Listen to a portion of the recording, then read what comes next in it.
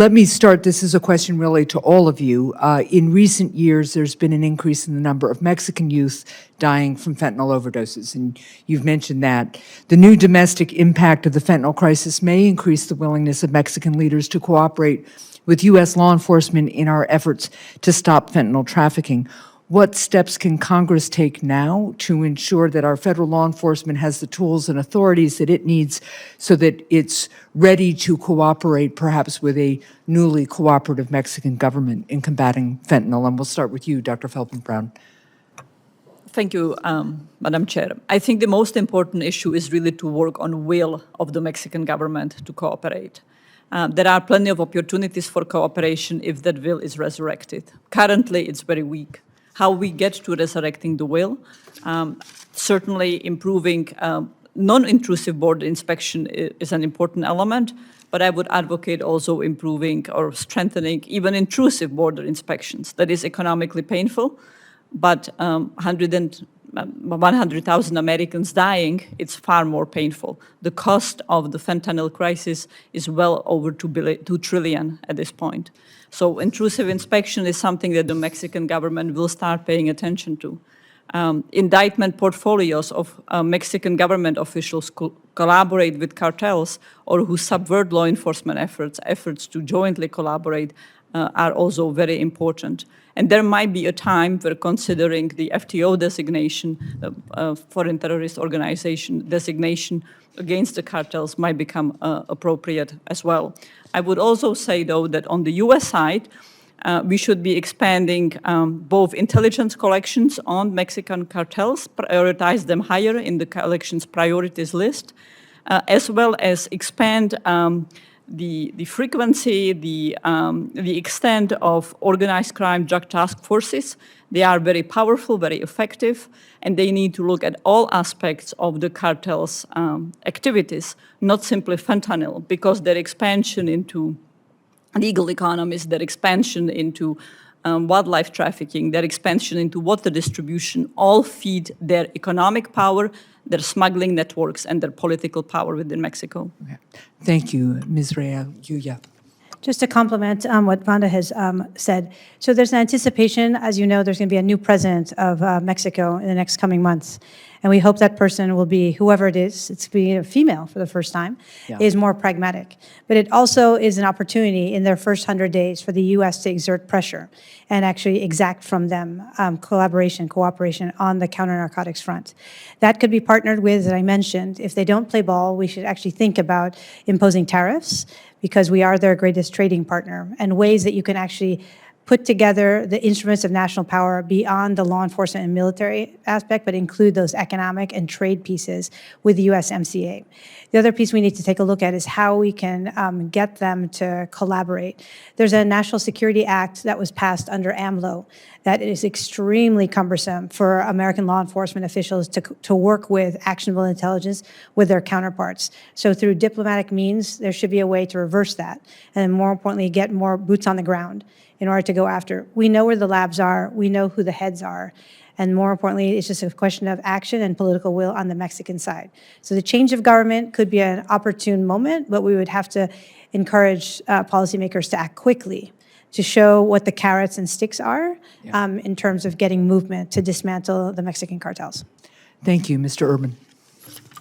So it's a real opportunity. As the national security law that my fellow panelists just mentioned really set back law enforcement engagement with U.S. and Mexico decades. So we need a complete reset. The opportunities exist with vetted units. We need to establish this relationship through law enforcement, judicial process, because as I said before, Mexico is our neighbor, they're an ally, we have tremendous trade. We need to establish a relationship that goes forward well into the future with this collaborative relationship to go after transnational organized crime. So reestablishing vetted units. We went from 120 to less than 20 vetted unit members after this national security law. We need to get back to 200. Extraditions, we have a treaty, they should be done tomorrow. As soon as we ask for an extradition, it should be done in a timely manner. And the same thing will happen in Mexico that when we did in Plan Colombia. When we brought AUC and the FARC to justice, they essentially capitulated, and that's how that essentially Plan Colombia was a success. We need to establish joint investigative teams. That's a concept that happened in Europe where we put together Mexican liaison officers with U.S. law enforcement. Again, we're going to collaborate Right. well into the future. That's not going to change.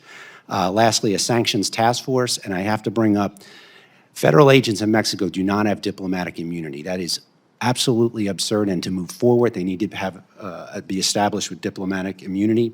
Within the U.S., you need to increase funding. You need to have legislation that allows federal law enforcement to wiretap encrypted applications.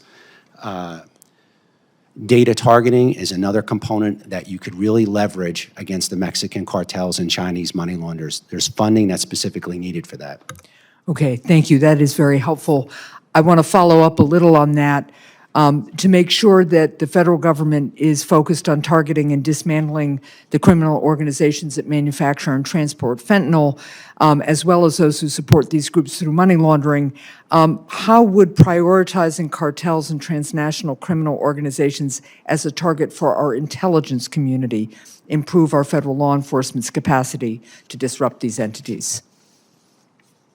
Yeah, sorry, Mr. Urban. Yeah. So the intelligence community has tremendous resources and insight and data tanks. Yeah. We should be using all of that collaboratively with U.S. law enforcement to target these organizations. It's an untapped resource, and it should be used much more robustly as we go after the Mexican cartels and Chinese money launderers. Okay, thank you. To Ms. Rayota, U.S. law enforcement is seeing an uptick in fentanyl precursor shipments that originate in India. How will transnational criminal organizations adapt and change their practices if U.S., Chinese, and Mexican officials begin cracking down on illicit trafficking in their own countries more aggressively? And that was brought up by Senator Ossoff. So we were looking at how it's like a balloon effect, right? So if we actually stop and lower the access to Chinese precursors, it's going to go to India. But India is a much more reliable partner. So, and I know that there are already talks about the kind of morphing of the supply chain with our Indian counterparts. So that's actually a promising area where we'd be able to more easily set up joint investigative task forces with a more willing partner than necessarily with Mexico or with China. But remember, these groups are so agile and so innovative.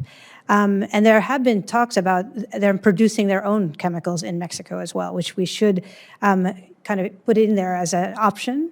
But they have a great thing going now, and it's very hard to stop this flow that's coming from China.